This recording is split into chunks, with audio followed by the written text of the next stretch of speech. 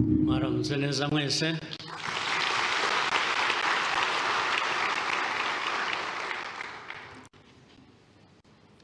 Bayobozi b'inzego nkuru z'igihugu cyacu,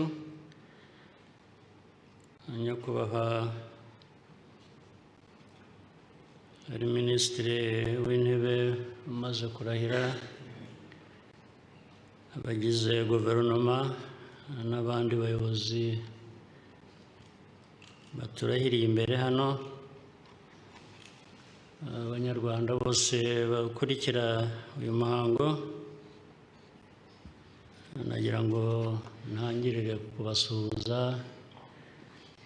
mbifuriza ubuzima n'ibihe byiza.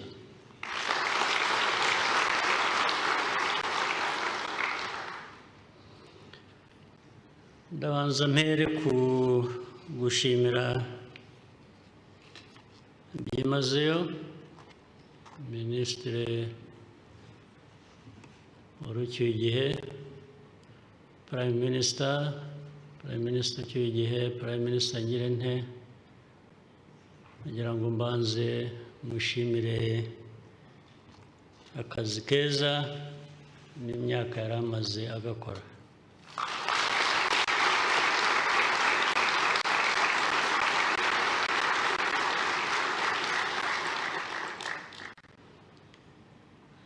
Twakoranaga neza, uburyo najyaga mutera urubwa,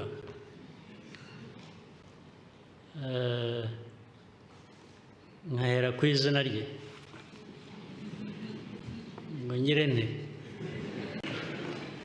ntumbwire niba Prime Minister, ugira utyo, hanyuma agaheraho abigira atyo nyine. Nagushimira cyane rero, kandi ndagira ngo byumvikane ko abavuye cyangwa bahinduriwe imirimo n'abatahawe indi, buriya irahari irabategereje.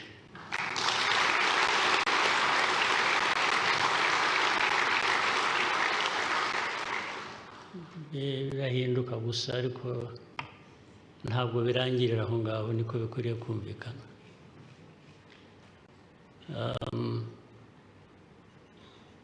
Abanyarwanda ni benshi, twifuza ko bagira uruhare rutandukanye mu gukorera igihugu cyabo, kandi ibintu bizajya bihora bihinduka, usibye jye mwananiye gusa mwaze kumenya. Ndashaka guhinduka nanjye, ariko mukanga, ubwo nanjye igihe cyanjye kizagera.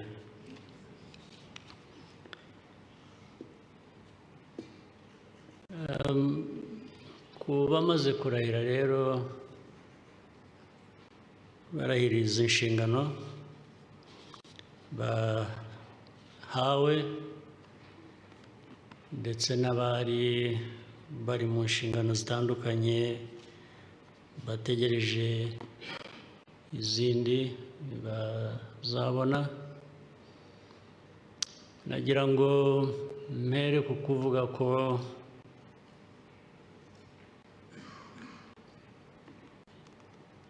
izi nshingano zifite uburemere butandukanye. Icya mbere, zihera ku bushobozi cyangwa ku bumenyi cyangwa ku bushake bw'abantu. Ugomba kugira ubushake, ugomba no kumenya icyo ugiye gukora, ugomba no kukigirira ubushobozi. Hari bimwe abantu bashobora gukora, tuvuge abahawe imirimo runaka, ndetse byahereye ko abantu babonye ko muri wowe hari ubwo bushobozi, ibyo ni ibituruka hanze.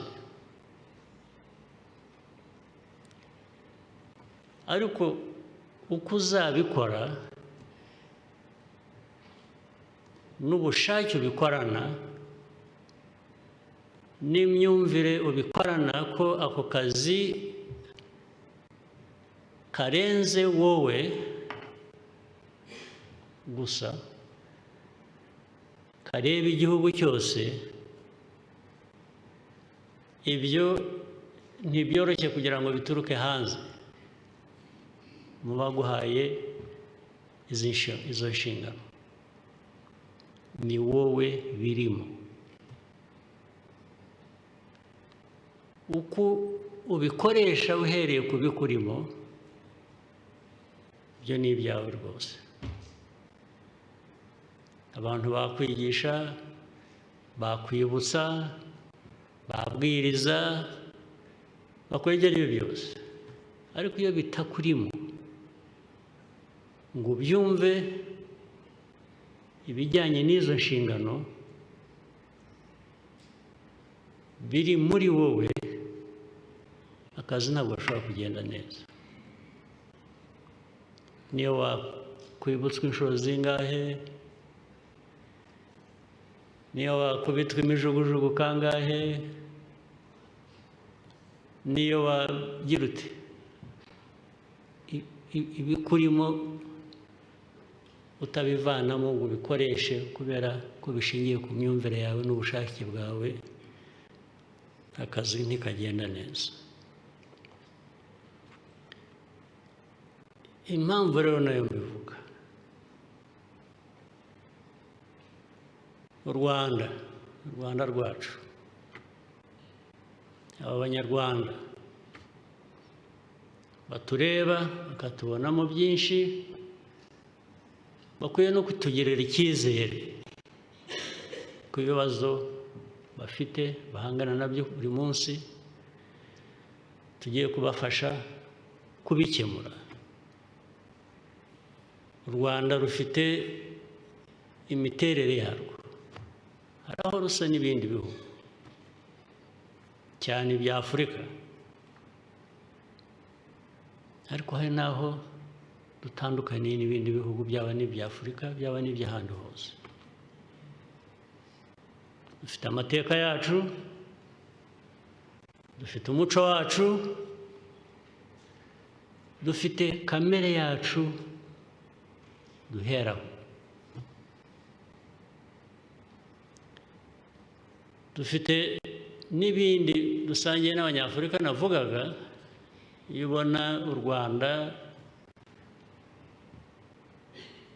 naho ruva naho rujya, cyangwa aho ruri ubu ngubu, buri munsi tuba tuvuga amajyambere, atera imbere nibyo. Hari abandi bateye imbere. Kuki abandi bateye imbere tugasigara? Kuki twasigaye inyuma? Hari impamvu ishingiye no ku kuntu dutandukanye. Ubundi tutaza kuba dutandukanye bigeze aho, natwe tuba duteye imbere. Ariko impamvu ni iyi. Impamvu ni amateka, impamvu ni imikorere, impamvu hari ibyo ntari bujyemo bitaza kumvikana nabi, ariko tugomba gukosora byanze bikunze.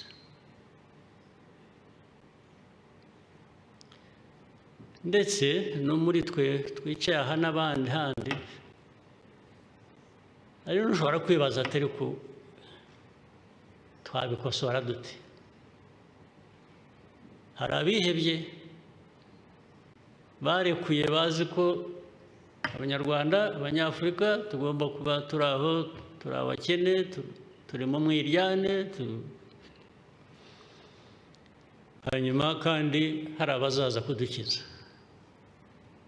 Abazaza kudukiza ntabwo mvuga babandi mwirirwa musenga mutegereje bazabakiza, bamwe batuyobora twese, ntabwo aribyo mvuga. Gusanga abantu bari aho bategereje abazabakiza ari abantu nkabo, nicyo mvuga, nicyo kibazo cya mbere. Ubundi abo twita partners, ibyo nicyo kibazo cya mbere ko twicara, ko tubaye muri iki gihugu cyacu, tugahera kuri twe ibyo dushoboye tukabikora uko dushoboye, ukabikora uzi aho uva, uzi n'aho ujya, uzi n'aho ushaka kujya. Abo bandi bafasha, iyo bagufashije uri mu nzira ugenda ugana aho ushaka kujya, nibwo bigira akamaro. Ariko ntabwo bazaguterura ngo bagutereke aho ushaka kujya, nta nubwo babishaka niba mutari mubizi. Ntibabishaka, ntibabikeneye, ahubwo ugumye aho ngaho ni mu nyungu zabo. Twe rero Abanyarwanda, Abanyafurika, tukicaraho tukadamarara, tugategereza ko hari abazaza kuducungura. Kandi ntiwabonye ko n'abariya tuzi muri za Bibiliya n'abandi bazaducungura bafite uko basa kwabo kutari nkatwe? Ntabwo bari mubizi, murerekwa ariko ntimubona. Ibyo rero ni ikinyoma. Umwicara ubwo muhabwe izo nshingano, mwazijyamo mugakora neza, mwazijyamo mugakora nabi, mwazijyamo mwinuba, ukavuga uti kuki bangize iki, batangize iki, abasigaye hanze bavuze bati ariko kuki batoranyije kanaka jye ntibampitemo. Ibyo byose ibyo ubikora wibuka ngo uri ubusa igihe twese tutivanyemo uwo muco wo kutumva inshingano ituri imbere, icyo dukwiriye, agaciro dukwiriye kwiha mbere y'uko dutegereza ko hari undi wakaduha. Uri ubusa. Ariko hari n'abo kuba ubusa bitagize icyo bitwaye, ni naho bihera. Hari abo kuba ubusa, guhora usabiriza, guhora ukubitwa inkoni za buri munsi ngo ntiwagenjeje uko undi yabishakaga, hari abo bitagize icyo bitwaye. Kuko niba abandi navugaga bihebye, bava ku cyo bakwiriye kuba bari cyo, bategereza icyo abandi babagenera. Ibyo ntabwo ari byo, ntabwo ari byo. Ntibyabaye by'imyaka 100 ishize kugeza ubu, ntibizaba byo guhera ubu n'indi myaka 100 iri imbere. Ntibishobora kuba.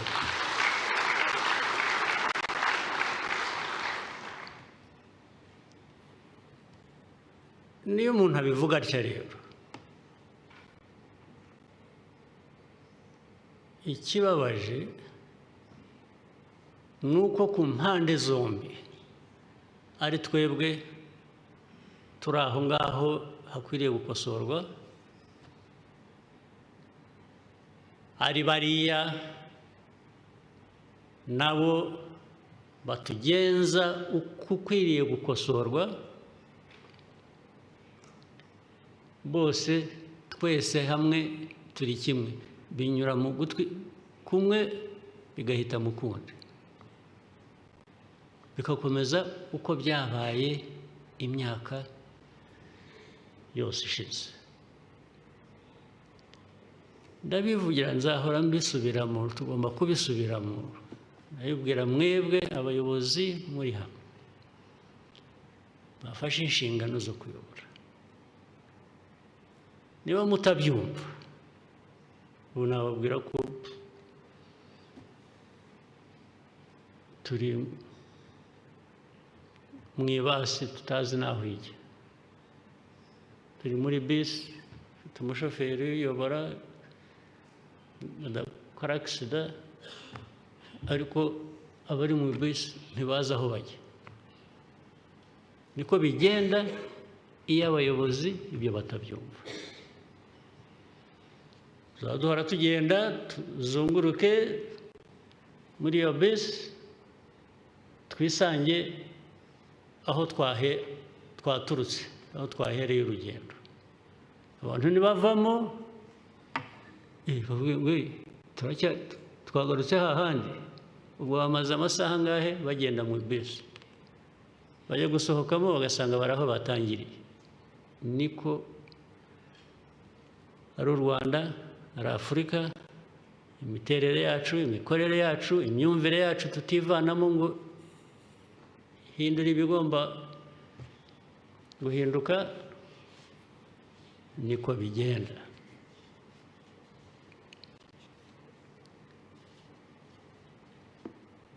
Kandi hari ingero nyinshi zikwiriye kuba zitwigisha, zikwiriye kuba zadushyiramo, simvuze uburakari bundi, ndavuga uburakari bw'imbaraga abantu bari bakwiye kuba bakoresha kugira ngo tuve aho.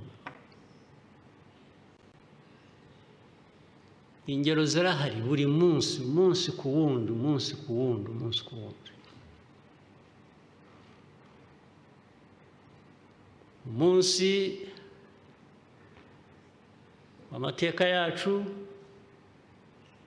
imyaka 31 tumaze, naho tuvuye, ababigizemo uruhare bandi batari abanyarwanda, aho uyu munsi baza bakabwira abantu ko the victims are now the perpetrators.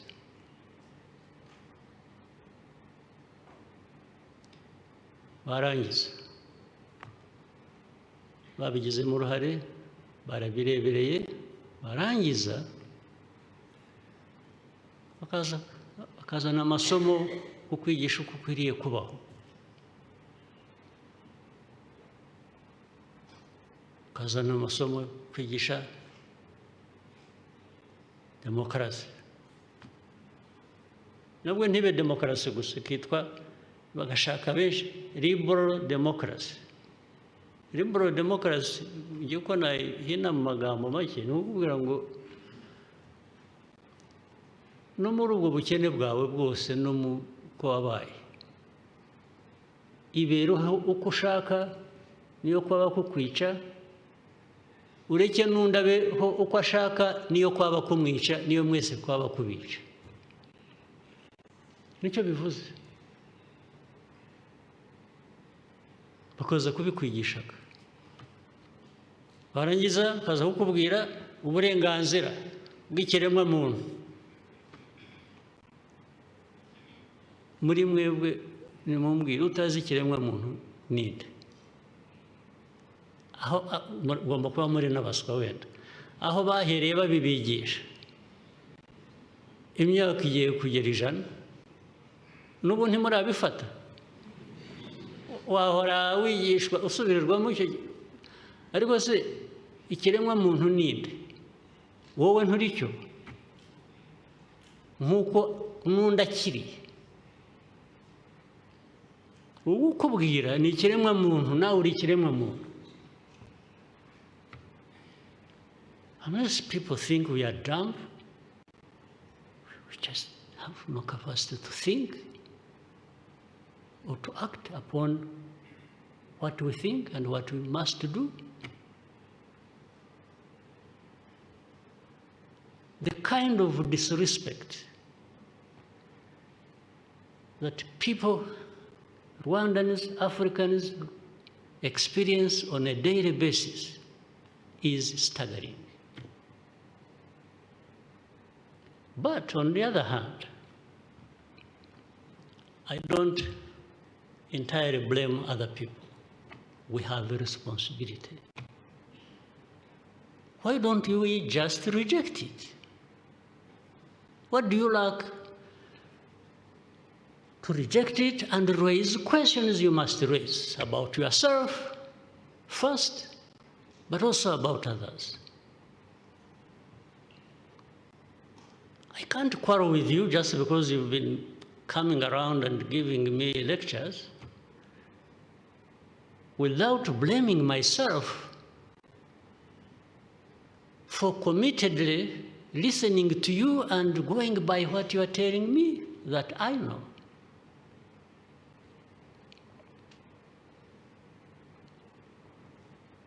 And it is as if we are going to do what is right because we have been instructed to do so.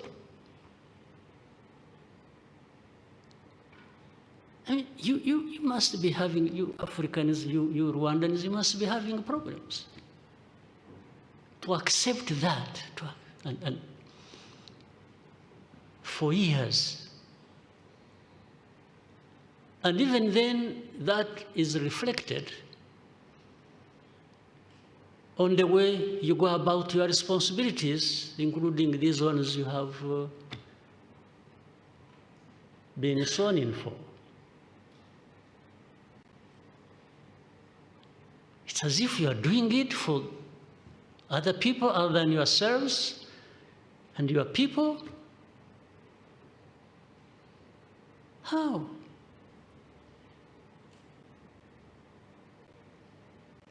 Well, in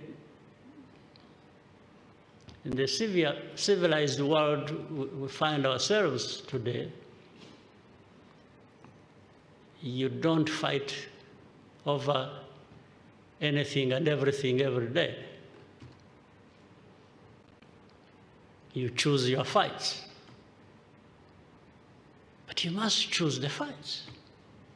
They are there. There are the fights you must fight. Unless you have no purpose, you have no meaning attached to the responsibilities you have and what you owe yourself.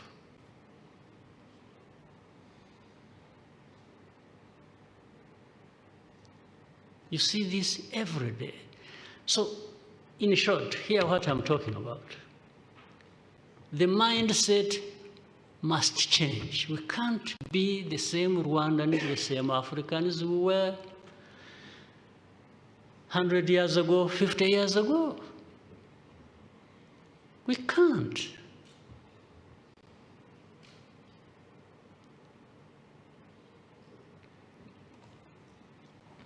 And what I have tried to do when you look at this cabinet, that's what I've been trying even in the past cabinets, especially the recent ones. You people, I think I'm the oldest in the cabinet. Most of you have 30s, 40s, and it is for a purpose. It is for a purpose of saying, you young people, are you going to grow through this world like some of us, the old ones, did, and didn't change much that was necessary? You really can't find it in yourselves, you young people, educated, traveled all over the world. You know your history, where you're coming from. You know all this I'm talking about. And you just behave and move forward like nothing happened.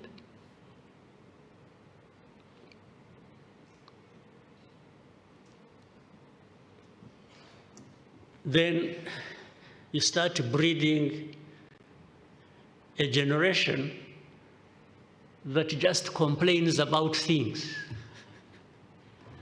Blaming so-and-so, blaming this for this, blaming that. No, where are you? Why don't you deal with the matter that you are complaining about? Especially when you are given an opportunity like this. Why don't you? Where are you? Why do you want to complain about other people? Even those from outside who may cause you problems. No, you should refuse, you should fight back. There's no question. Unless, I don't know,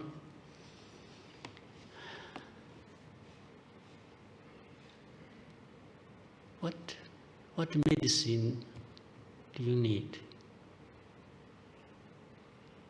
other than the life you have lived, the experiences you have had, the losses you have had?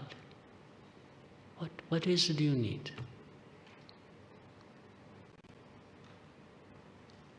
Yes, young people, educated, carrying a lot of degrees, academic degrees, PhDs, but you are just,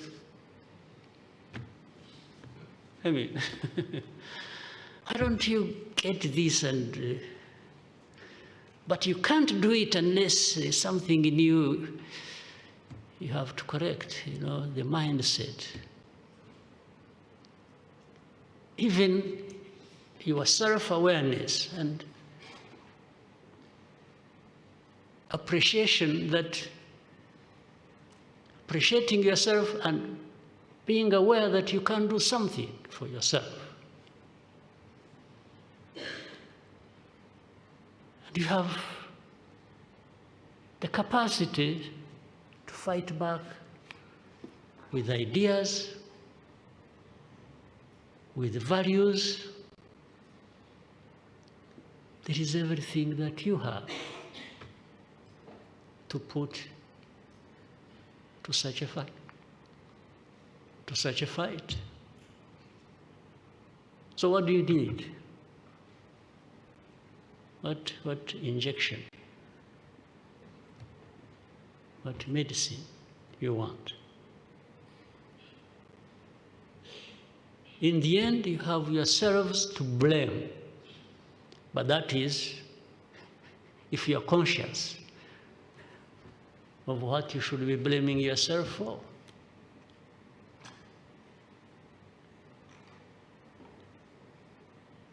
You don't find being a beggar every day or being dictated to as what you must do or ought to do every day. You don't find it wrong?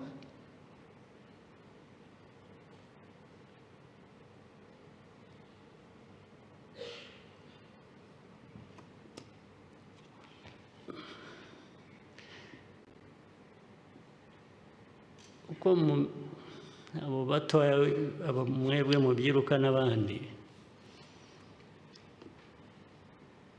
kubaha uburere is one thing, uburere buzima. Uko mubukoresha is another thing. Ariko uburere butangwa kugira ngo bushingirweho bukoreshwe ibyiza by'abantu.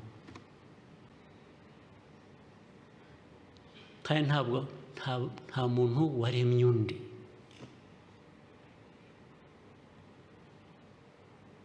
Nta muntu waremye undi. ibintu byose ni magirirane.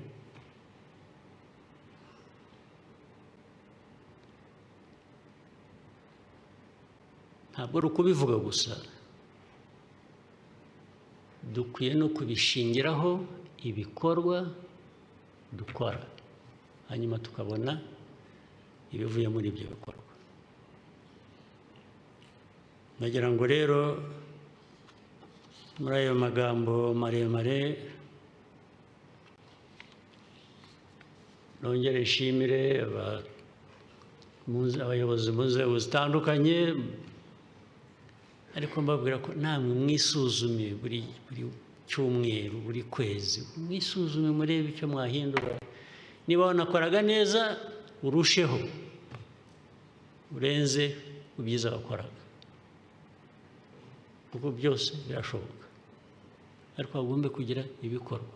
U Rwanda aho ruva n'aho rujya, nk'uko byavuzwe kare, n'aho rugeze ntabwo ruhageze ku busa, nuko nyine abantu bagiye bagira ibyiza bakora. Ariko wibaze iyo tuza kuba ari twese dukora ibyo bikorwa byiza kandi tubikora neza ku buryo duhora dutera imbere muri byo, aho tuba tugeze tuba turenze n'aha ngaha turi. Ariko nanone niba harimo abumva ko aho tugeze niho hacu, niho hadukwiriye, niho twagarukira, ubwo nyine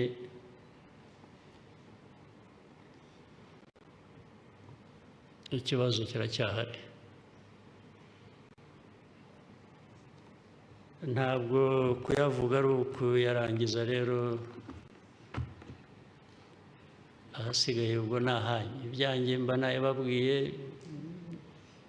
ngerageza gukora ibyo nshoboye, ubwo namwe reka turebe aho tuganisha igihugu cyacu. Asanteni sana.